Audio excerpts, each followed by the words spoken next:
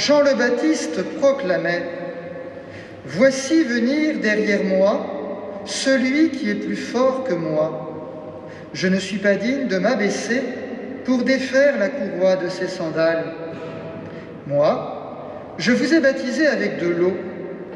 Lui vous baptisera dans l'Esprit Saint. » En ces jours-là, Jésus vint de Nazareth, ville de Galilée, et il fut baptisé par Jean dans le Jourdain.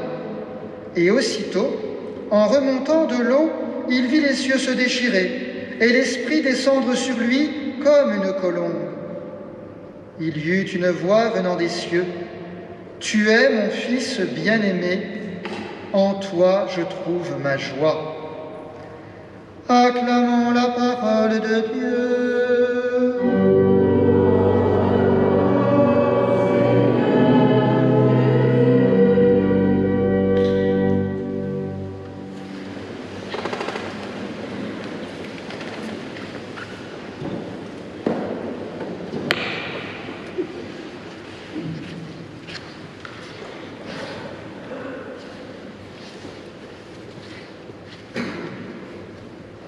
Le projet d'amour de Dieu, faire de nous sa famille.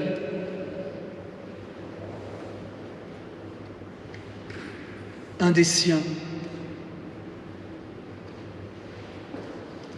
Il est venu chez les siens. Mais les siens ne l'ont pas accueilli. Mais à ceux qui l'ont accueilli, ceux qui ont cru en lui, il leur a donné le pouvoir de devenir enfants de Dieu. À Noël, Dieu se fait enfant. Au baptême, il m'offre de devenir enfant de Dieu, uni à lui.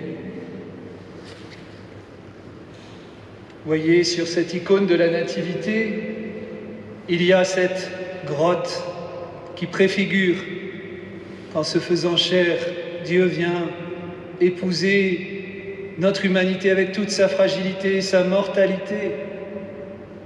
Et il ouvre, ce qu'on voit par le rocher fendu, il ouvre cette vie éternelle avec lui. Il y a, dès la Nativité, préfiguré cette ouverture vers la mort et la résurrection.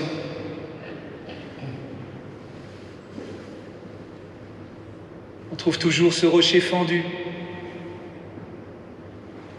Et au baptême, vous remarquez ces rochers de part et d'autre qui s'ouvrent. Dans le baptême, il y a cette nouvelle naissance. Devenir enfant de Dieu, uni à Jésus, formé par lui, apprendre à vivre de jour en jour un peu mieux en fils et en filles de Dieu, dans la foi. C'est-à-dire vivre dans la foi une vie qui reçoit tout de lui.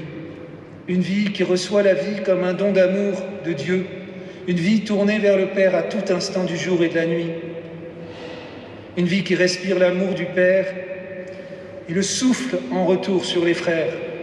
Voilà le sens de la vie, accueillir cet amour, le reconnaître, rendre grâce et répondre en vivant de cet amour, c'est-à-dire en aimant, unis à Jésus. Comment vivre cela ? Eh bien, c'est l'Esprit Saint, répandu sur nous au baptême, qui nous ouvre toujours plus dans la mesure où on l'accueille à cet amour. Et lui, il nous donne à chacun la force de répondre. Nous avons entendu les catéchumènes nous dire la demande du baptême. Que demandez-vous à l'Église, votre mère ? La foi. Cette demande qu'ils ont faite au jour de leur entrée ici dans l'Église, nous sommes appelés à la renouveler tout au long de notre chemin de baptême. La foi est à la fois un don et un engagement de notre liberté. La foi, c'est la réponse dans l'esprit à l'amour du Père. Je te fais confiance. Toi qui me fais confiance, je choisis de te faire confiance. Tes pensées ne sont pas mes pensées, je ne comprends pas tout. Surtout dans les moments d'épreuve, mais je choisis la confiance. La foi, c'est dire au Père, uni à Jésus, au long de ma vie, dans la force de cet esprit d'amour, ma réponse. Tu es mon Père bien-aimé, en toi je trouve ma joie. Plongé dans les eaux de notre baptême, comme dans le sein maternel de Dieu. Voilà, comme cette icône nous le donne à voir. On est comme plongé dans les entrailles de miséricorde de Dieu pour un nouvel enfantement. Cet enfantement, c'est l'histoire de notre vie. Au jour de votre baptême, c'est le début de cet enfantement, c'est pas la fin. Pour chacun de nous, cet enfantement se passe au long des jours et des nuits, si nous voulons bien nous laisser former, nous laisser façonner dans l'amour. Vivre cette nouvelle naissance, s'entendre dire au plus intime de nous-mêmes, tout particulièrement dans la prière, mais aussi dans les sacrements, s'entendre dire au plus intime par notre Père éternel, « Toi, tu es mon Fils bien-aimé, ma fille bien-aimée, en toi je trouve ma joie. » Pour comprendre l'importance de cette déclaration d'amour de Dieu, resituez-vous chacun dans votre famille, dans votre histoire. Et que vous ayez été aimé ou pas par votre papa, puissiez-vous vous mettre en situation et comprendre ce qui se joue dans cette parole d'un père pour ses enfants. Mettez-vous là, en souvenir, et entendez-vous dire cette parole, peut-être que vous auriez désiré à recevoir. Tu es mon fils, ma fille bien-aimée. En toi je trouve ma joie. Quelle parole merveilleuse de père. C'est la parole que je vous souhaite de dire les uns et les autres à vos enfants. Non pas une fois, mais tout au long de leur histoire. Pour ta petite Anna. Mais voilà, c'est ça qui va lui donner cette confiance dans la vie. Dans les moments heureux, mais aussi dans les moments d'épreuve. Savoir qu'elle est aimée et que tu fais sa joie. Alors on peut se demander, mais comment Dieu peut-il trouver sa joie en moi, alors que je sais bien, moi, que je suis pécheur. J'ai honte de plein de choses dans ma vie, dans mes attitudes, dans mes paroles. J'ai honte. Alors, comment Dieu pourrait ne pas avoir honte de moi? J'ai envie de me cacher si souvent. Et souvenez-vous dans l'histoire de la Bible, l'homme se cache, mais Dieu le cherche. Et il dit, où es-tu? Tu es mon fils, ma fille bien-aimée, en toi j'ai mis tout mon amour. Dieu n'a pas attendu que je sois parfait pour me déclarer son amour. Dans la naissance de Jésus, c'est ça qui se dit. Il s'est fait chair. Il est venu rejoindre notre fragilité pour nous dire « Je t'aime dans ta fragilité. Tu te sens honteux, tu te sens nul par moments, mais moi je t'aime. Je trouve en toi ma joie. » C'est un amour inconditionnel qui ne dépendra pas des circonstances, de tes bonnes notes à l'école, de tes erreurs, de tes chutes. Je t'aime, un point c'est tout. Puisses-tu accueillir cette déclaration d'amour. Je trouve en toi ma joie. Il est l'Emmanuel. Il nous sauve en étant avec nous, en étant cette voix au plus intime, au plus profond de nous qui nous dit « Tu es aimé, ta vie est précieuse, réponds ». Jésus a tout partagé de nous, l'ordinaire de la vie des hommes, l'enfance, l'adolescence, l'âge adulte. Par le baptême, il manifeste sa solidarité d'une façon nouvelle, car son baptême, vous le savez, préfigure sa Pâque. Cette solidarité de Dieu qui vient nous rejoindre dans notre fragilité, eh bien, tient compte de cette fragilité. Cette proximité va jusqu'à prendre sur lui nos fautes, comme l'a si bien prophétisé le prophète Isaïe. C'est nos fautes dont il s'est chargé. Et c'est ces fautes, ces ruptures d'amour, ces lieux de honte qu'il a plongés dans les eaux du Jourdain, préfigurant sa plongée dans la mort, pour nous ouvrir la vie avec lui. C'est cette ouverture vers le ciel. La roche du tombeau est ouverte. Et Jésus nous ouvre à cette résurrection, cet amour plus fort que la mort, que nos morts.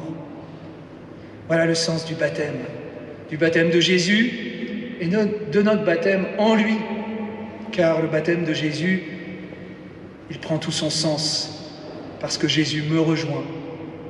Pourquoi donc Jésus prend sa place dans la file des pécheurs? C'est cette solidarité, parce qu'il vient rejoindre le pécheur que je suis, moi qui suis dans cette file. Il vient me rejoindre et il vient s'unir à moi. Il prend sur lui mes fautes et les plonge dans l'eau de sa mort, pour me donner de revivre avec lui. Il vient m'embrasser et me donner ce baiser qui guérit.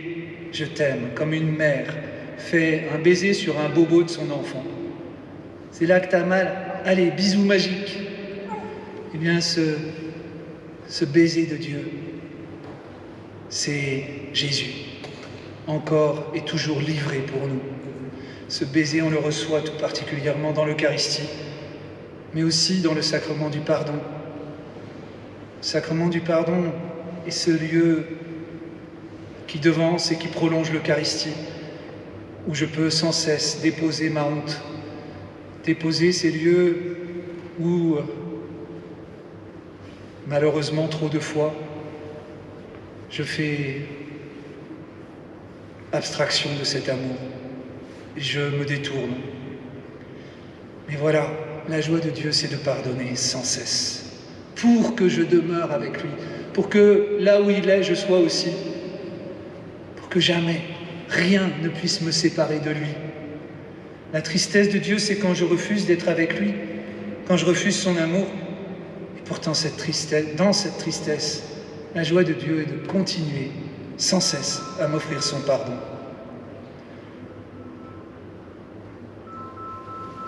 Quand je reçois le sacrement du pardon, c'est bien ce baiser d'amour qui est renouvelé sur moi pour me guérir et me rendre la joie d'être sauvé. Le baptême de Jésus révèle enfin à tous les baptisés le sens de leur propre baptême. Devenir enfant du Père en Jésus, mais c'est aussi une mission. Avec Jésus, révéler au monde le sens de la vie dans l'amour du Père.